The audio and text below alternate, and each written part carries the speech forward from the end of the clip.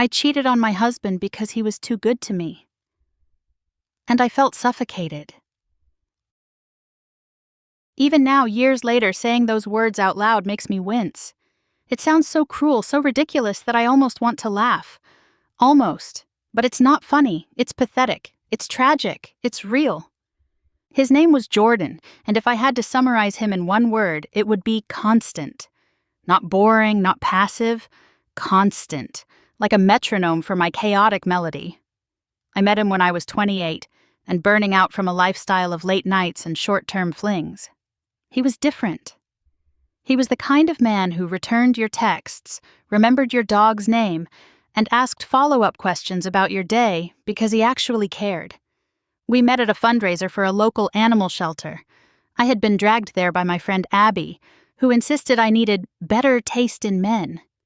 Jordan was working a donation table, wearing a polo shirt and khakis like someone who had never known failure. He was calm, clean-cut, and slightly awkward in a way that made him seem harmless. He made me laugh, but not with flashy pickup lines. He was clever and dry, the kind of funny that sneaks up on you. We talked for over an hour. I told him about my freelance work and marketing.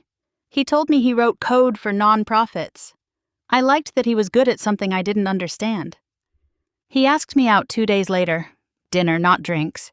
He was 32 at the time and said he was past the tequila and Tinder phase. I admired that. Jordan took his time getting to know me. Our dates were thoughtful. The farmer's market, cooking classes, a surprise picnic by the lake with sandwiches he made from scratch. I remember thinking, he listens. After 8 months, I moved into his townhouse. After 2 years, he proposed with a sapphire ring instead of a diamond, because I had once, offhandedly, said I thought sapphires looked like stars trapped in glass. He remembered. Of course he did. We got married in a garden outside the city. It was cloudy and rained during our vows, and he just laughed and said, "It's good luck, right?" He always knew how to make the best out of anything. For a while, we were happy. Our lives settled into routine, quiet Sunday mornings, meal prepping on Wednesdays, movie nights with popcorn he popped on the stove. He built me a standing desk for my office and even installed a bookshelf in the hall because I said I wanted to read more. But slowly, I began to feel trapped. It wasn't his fault. He hadn't changed. He was still the same sweet, reliable man. But somewhere deep inside me, something was unsettled. I missed spontaneity, missed excitement. I missed drama. The kind of drama I used to complain about, now I romanticized. Jordan was too steady, too available, too good. And I began to resent him for it. I started going out more. Said I was meeting clients when I was really drinking with coworkers. I stopped initiating affection. He noticed. He tried harder, planned getaways, cooked fancy dinners, even suggested we see a therapist. I told him I was fine. I wasn't. And then I met Tyler. There were moments I knew I was slipping. Like the night Jordan spent 3 hours assembling a bookshelf I said I wanted, even though I'd forgotten I mentioned it. He came into the living room, face lit with pride, and said, "Look, now you won't have to stack books on the floor anymore." I smiled, said thank you, kissed him. But inside I felt nothing. No joy, no gratitude, just a dull ache that whispered, "You don't deserve him." I buried that thought fast. And when he surprised me with a birthday trip to Whistler, carefully planned around my deadlines, all I could think about was how I'd rather be alone. He cooked dinner, lit candles, played my favorite playlist, the one I hadn't listened to in years. He asked me, "Do you remember this song?" And I said, "No," even though I did. I remember thinking, why can't this be enough? I kept a journal during the first year of our marriage, the kind with leather binding and unlined pages. I filled it with moments, the way he looked at me during our vows, the warmth of his hand on my back during our first slow dance, the smell of pancakes on Sunday mornings. By year 3, the journal was empty. Not because there was nothing to write, but because I stopped noticing. When Jordan suggested we write each other letters for our anniversaries, I groaned. "We already live together," I said. "What's the point?" He laughed it off, but I saw the hurt. It flickered across his eyes before disappearing like a flame caught in the wind. That was the first time I realized I had stopped choosing him. I used to dream of a man like Jordan when I was younger. I'd write lists in my high school notebooks. Must be kind. Must listen. Must want kids someday. He had all of it, but dreams change. Or maybe I just outgrew the version of myself who made those lists. Sometimes I wonder if I ever truly deserved him, or if I just got lucky and then squandered that luck like a gambler who couldn't stop. Because love, real love, is not loud. It's not chaotic. It's the steady beat of someone who shows up, even when you don't. Tyler was an itch I should never have scratched. He worked as a trainer at the gym I had recently joined. A glossy, downtown boutique place full of people half my age and twice as enthusiastic. He noticed me during a yoga class I was forced into by my friend Abby. I was red-faced, stiff, and out of breath, trying not to collapse in downward dog, when he smiled at me from across the room. Later, at the juice bar, he introduced himself. "You've got serious power in your legs," he said. I laughed awkwardly. "You mean I'm clumsy?" "No," he said. "I mean I'd love to train you." It started with harmless banter. He made me feel young again, like I had a secret. Jordan would pack me snacks and tell me to crush your workout, babe. Tyler would text, "Come sweaty," and send a fire emoji. The contrast was intoxicating. I started scheduling sessions with him, just once a week, then twice. Then I pretended I had a personal wellness goal, told Jordan it was part of a new self-care kick. He was thrilled. "I'm proud of you," he said. "Let me know if you need anything." He meant foam rollers and protein bars. I took his kindness and used it as cover. After a month of gym flirtation and late-night texting, Tyler asked me out. Just drinks. Just us. I told myself it was innocent. I wasn't planning to sleep with him. I just wanted to feel something. The drinks turned into laughs, then touches, then kisses outside a bar in Capitol Hill. The guilt came fast and fleeting. I told myself it wasn't real. Just one kiss. Just one mistake. But mistakes multiply. Tyler was everything Jordan wasn't. Loud, messy, dangerous. He didn't care about my feelings. And that was the appeal. He made me feel reckless again, like I had stepped out of my predictable life and into a movie scene. We started seeing each other regularly. I lied to Jordan constantly. I was networking, grabbing coffee with a client, working late. Jordan didn't push. He trusted me. The biggest gift and the cruelest irony. He began suggesting we reconnect. Little dates. A weekend in Whistler. I always had an excuse. One night he came into our room holding a brochure for a couples retreat. I laughed. He didn't. "Lena," he said, "I feel like I'm losing you." "You're imagining things," I said too quickly. But he wasn't. He was seeing the truth I was hiding in plain sight, and I was too far gone to stop. Once Tyler sent me a voice note at midnight. He was drunk, slurring, laughing. "Your husband probably thinks you're asleep," he said. "You ever wonder what he'd do if he found out?" I did. More than once, I imagined the confrontation, the slammed doors, the questions, the tears. But Jordan never gave me that. He gave me patience, hope, space to come clean, and I never took it. I used his trust as a shield. There were nights Tyler and I fought, screamed. He called me names Jordan never would, and yet I stayed, because I had convinced myself I needed fire to feel warm. Tyler never asked about my day. He never cared what books I liked or what my childhood was like. But he made me feel wanted, not for who I was, but for how I looked, how I reacted, how I melted when he touched me. I started changing. Wore bolder lipstick, got highlights, spent more time curating gym selfies than I did writing pitches for my clients. One night, I came home late. Jordan had fallen asleep on the couch, waiting up. There was a candle burned low beside him and a plate of now-cold pasta. I tiptoed past, phone in hand, reading Tyler's last message. I saw Jordan stir. He opened his eyes. "You okay?" he asked.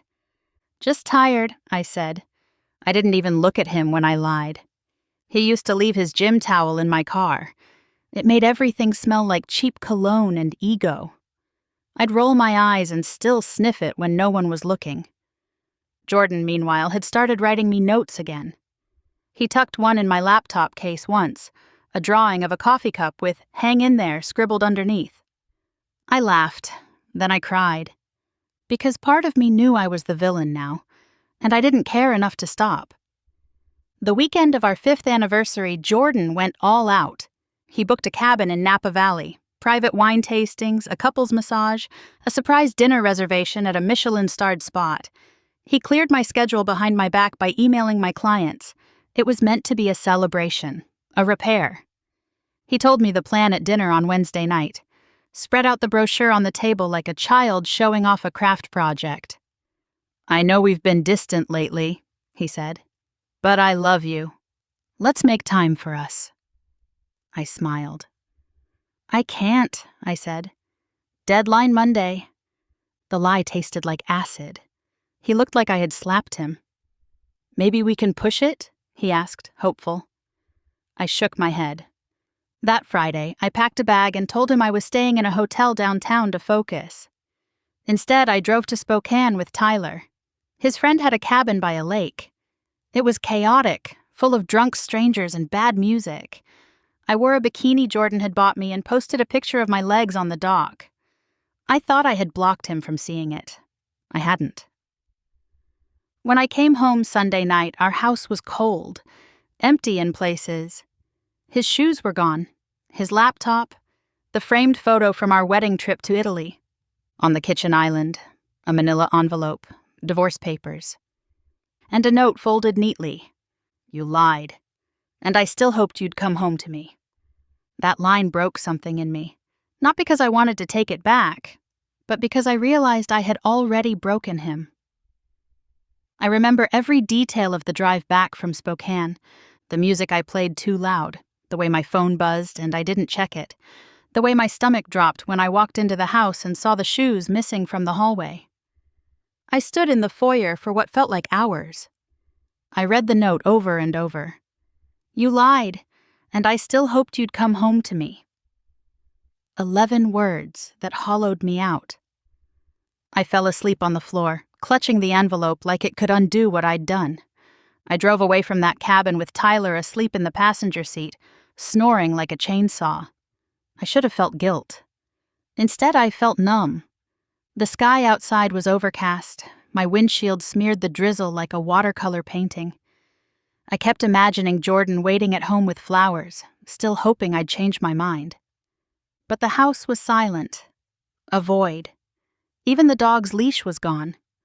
I sat on the floor for hours reading the note. Then I poured myself a drink. Not to cope, but to drown the sound of what I'd just destroyed. When I walked into the house, there were still echoes of us. The scent of his aftershave.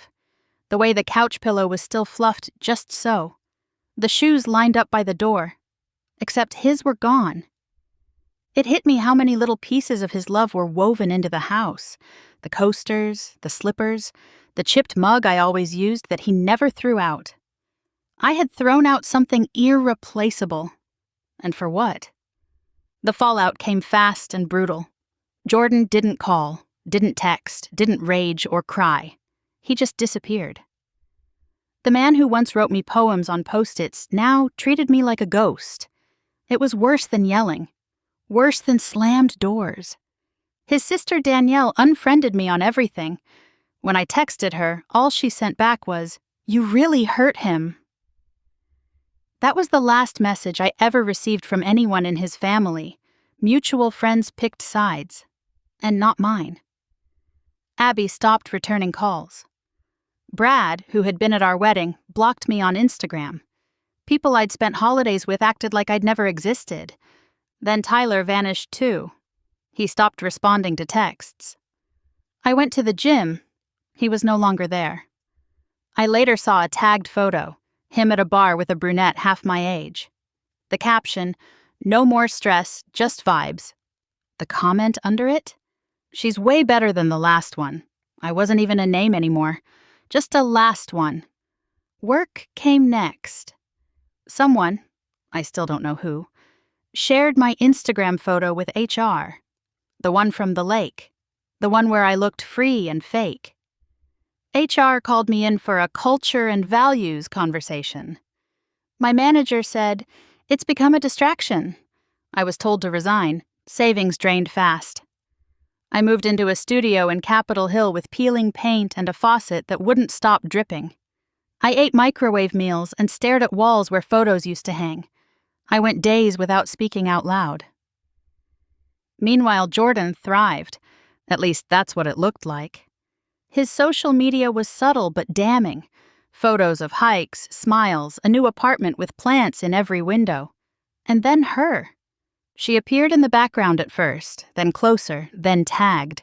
Her name was Margot. She wore chunky sweaters and ran a nonprofit. In one photo, she was baking cookies with a child. Not hers, I later found out.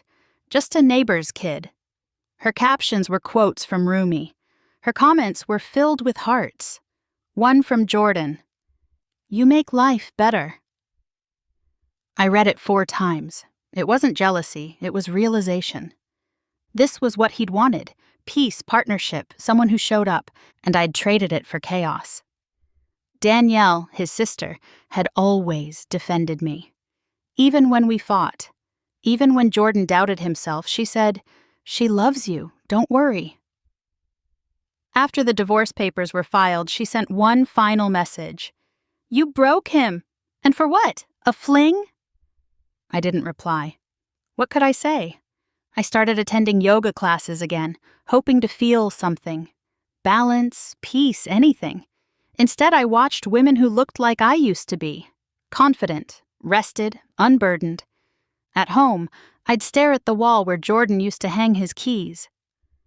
I kept the hook empty, as if he might return. After Jordan left, I deleted all my social media for a week, but curiosity gnawed at me. When I came back online, I saw that he had archived our photos. Unfollowed me, but he didn't block me. It was like he wanted me to see how he was moving on. I watched his life unfold from a distance. Hikes with friends, brunches with Margot, her hand in his smile softer now. One photo showed them cooking together, captioned, "Home isn't a place, it's a person." I wanted to comment. I didn't. Instead, I cried into a pillow that still smelled like his cologne. I took down the wedding photos a week after he left. Not because I wanted to, because I couldn't bear the way they looked at me. His eyes in every shot said, "I believe in you." And I couldn't believe in myself anymore. I started seeing a therapist. She asked why I cheated. I told her because I didn't know how to sit still in love. She nodded. I sobbed. It didn't fix anything. But it helped me hold the pieces without cutting myself every time. 6 months after everything fell apart, I saw Jordan in person. It was a crisp Saturday morning. I was walking through Pike Place, clutching a coffee I couldn't afford, pretending to browse handmade soap I didn't need. I heard a laugh, soft and low, familiar in a way that made my stomach clench. I turned. He was standing by the flower stall, holding hands with Margot. She was wearing a denim jacket and smiling like spring itself. He looked light, not just happy, whole. I froze. He saw me. For a split second, our eyes met, and then he looked away. No nod, no smile, just disinterest, like I was a stranger he passed in a hallway. That night, I opened our wedding album. I looked at the photos. Us laughing under an arbor, holding hands in the rain, cutting a cake I barely tasted. He looked at me in every photo like I was magic. I never looked at him the same way. I used to believe love was supposed to be exciting, that real love meant drama. I thought Jordan was too simple, too calm. But love isn't adrenaline. It's safety.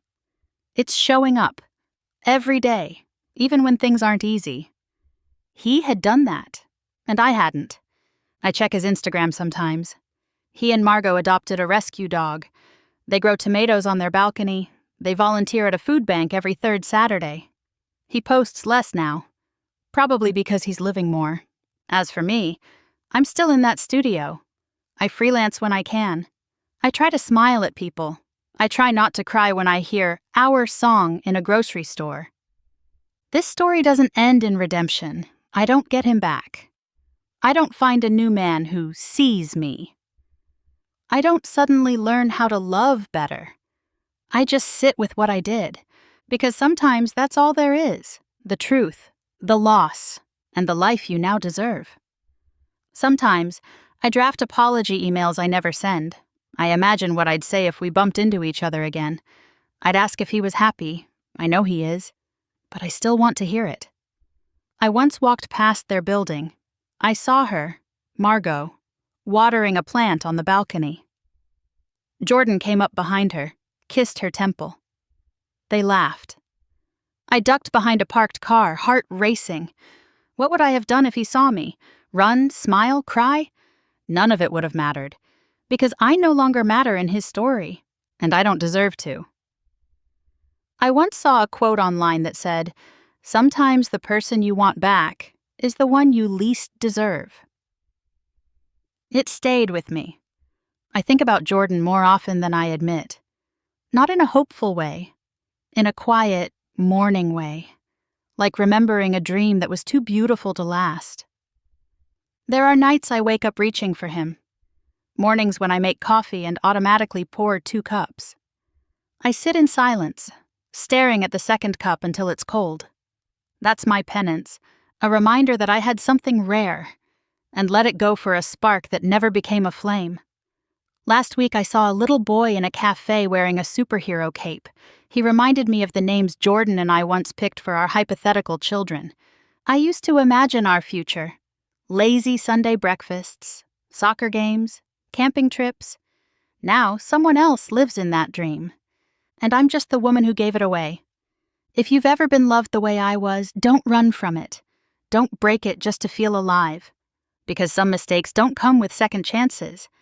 Some just become stories you tell no one, except yourself. A letter I'll never send. Dear Jordan, if you're reading this, something impossible has happened. You've decided to listen to the ghost of your past, to give me 5 more minutes in a story that no longer belongs to me. There are so many things I could say, so many ways to frame what I did. But the truth is simple. I broke something that was beautiful. And I did it not out of hate, but out of fear. You gave me safety and I didn't recognize it for what it was. You gave me love, and I thought I needed chaos. You gave me a home, and I walked away looking for fire, and got burned. I don't expect forgiveness. I don't expect anything. But I want you to know that I see it now. Everything you were, everything you gave, everything I threw away. Margot is lucky. But more than that, you're lucky. Lucky that you didn't stay with someone who didn't value you. Lucky that you walked away. And maybe I'm lucky too, because now, even though I live with regret, I also live with truth. And the truth is that I was loved. Once. Fully. Kindly. Deeply. And I will never forget it. Lena.